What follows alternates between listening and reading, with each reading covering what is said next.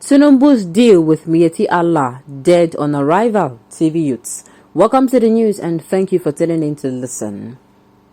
Benue people will reject the evil agenda.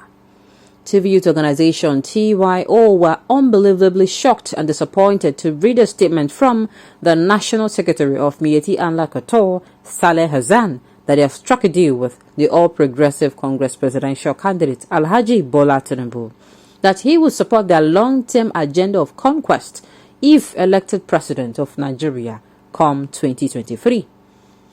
It is on record that Bola Tinubu met with the leadership of Miyetti Allah Kotor in Minna, Niger State, and promised to meet all the demands of the militia group if they support his bid for power in the elections coming up next year.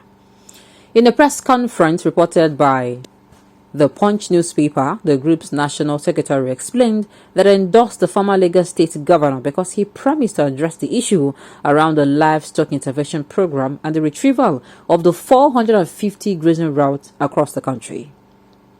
It will be recalled that Bola Tinubu just recently announced that he would begin from where Muhammadu Buhari stops if he wins the presidency. It is good to know that Tinubu has not hidden his plan to give us Buhari hook, line and sinker. Our duty is to tell our people and other Nigerians to beware, get up their loins, and prepare a long battle for their survival. The All Progressive Congress presidential candidate is in bed with their worst enemy.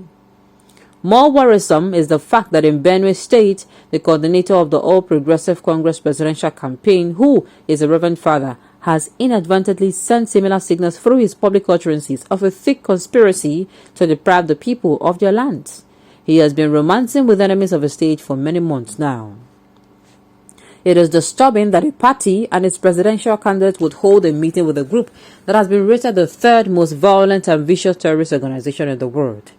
It is one of the sticking points in this country that as the regime of Muhammadu Buhari has pointedly refused to declare Miyetti Allah Kotor a terrorist organization in complete disdain of the United Nations, the United States, and the European Union.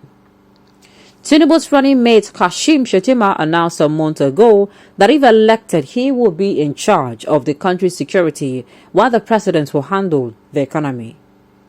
Nigerians were yet to recover from the shock of that bizarre statement when Shettima again declared war against restructuring of the country. He said, to hell with the idea of restructuring. For someone who has been accused as chief sponsor of terrorism, Shettima only confirmed what you have already known, that he and Tinubu are undertakers waiting to perform the final interment of Nigeria. Let it be noted that as the umbrella organization of TV Youth worldwide, we have nothing personal against Bola Ahmed Tinubu. We are, however, concerned about who has the interest of our people at heart or not. We will vote for someone who will take our lands and hands. We will not vote for someone who will take our lands and hands to terrorists. We are ready to be children of our ancestors. The Sokoto jihad started this way in the 19th century, but it failed. The Fulani could not overrun TV land, and the progress we have made is enough to enable us to hold the line of defense drawn by our courageous forebears. The manner we have survived Buhari's presidency, which has been fashioned to bring harm to a doorstep, must tell Tinubu about our determination to face any odds. No wonder nationally has it been harangued by the Nigerian state, like what happened to us, yet we still hold our head high. At least, we are still feeding Nigeria, even though going to the farm in Benue State has become a game of Russian roulette. Buhari's kinsmen who are enjoying his support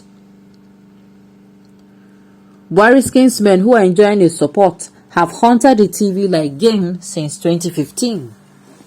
The people of Benue and other Nigerians will rise and reject the grazing routes Tinubu has promised Miyetti Allah Kotor, the design to turn Nigeria into an emirate will never see the light of the day.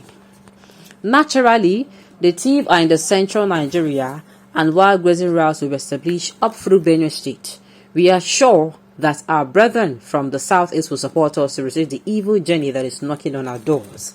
Bola Tinubu must know that a quest to divide our land to offer safe passage to Marauding Fulani may be the final straw that will bury his presidential ambition. He will have to kill every thief person to make it happen in our land. Lastly, we must not fail to sound it loud and to clear those campaigning for Tinubu and Miyetti Allah in Benue State that our people are waiting for them at the polls. The 2023 election in Benue State will be a vote for our survival. Our enemies will have to come out to show their faces and will roundly reject them and their apostles in the state, signed Timothy Hemabo, President General TV Youth Organization, TYO, worldwide. Hey, please, somebody should tell me that what I read is not true, that Tinubu did not promise to return the former grazing route. Please, are we going forward? Are we moving backward? Already, I am of the opinion, and I know a lot of people are in that opinion with me, that Nigeria will behave like, say, we did from 19th century or 18th century. People are moving forward and we are going backward. Now, wow, you want to return. And the thing is, even before he even made a statement, him coming out to say he will continue for when Buhari stop even has always been my problem. And I'm like, what is this man even saying? Quite all right. I've said, it's not like what they call President Muhammad Buhari did not do some things, but like, call those things you want to continue with. If you want to continue with the infrastructure, development, no problem. Name it that, if you come in, you're going to be focusing on, or you're going to be continuing on the infrastructural development. If it is going to be, which other thing did he do? Which other thing can I even say he even did? Any other good thing he did? If it is that, the power sector, you talk about it. This is what I'm going to be focusing on. I'm going to continue on this. If you want to talk about, restructuring, repairing roads, further roads, say it. Don't come out and say, because, look, as much as President Muhammad Buhari is seated there, he comes with the good and the bad. His regime, or should I say his administration. So there is no way you can say the good without the bad. So coming out to tell us that you're going to continue where it starts. Yes, let's not forget though, it is still in this period that there is terrorism all around the country, everywhere. It is still in this regime that the economy has went from 80% or 70 or 75 or 65% to minus 100. Let's not forget. Let's not also forget that hunger is in the land. Starvation, inflation, devaluation of the naira, all these things are there. There's no way you talk. So come out if you want to say that you're going to continue from where it stops. That's Tinubu or even any presidential candidate. Please state it. Let it be said that, in this particular area. Tinubu coming out to say this, believe you me, but many of those people, they are already, you don't they choke them. Most especially this Fulani herdsmen crisis that the government is saying nothing about. You don't they choke them. The way I'm saying it, if care is not taken, come next year, the Middle Belt Forum will start. The Middle Belt people, they'll start saying that they want to secede from this country. You will come make 3 parts of the country where they say want to secede. If the people there for top, may them continue. That is why I keep saying we need somebody who feels what we feel, who knows what we are going through, and who wants to come and make things better. That person is going to make things better. Else, if you have somebody that thinks along the same line the way the sitting president is thinking, Yaba Gugas.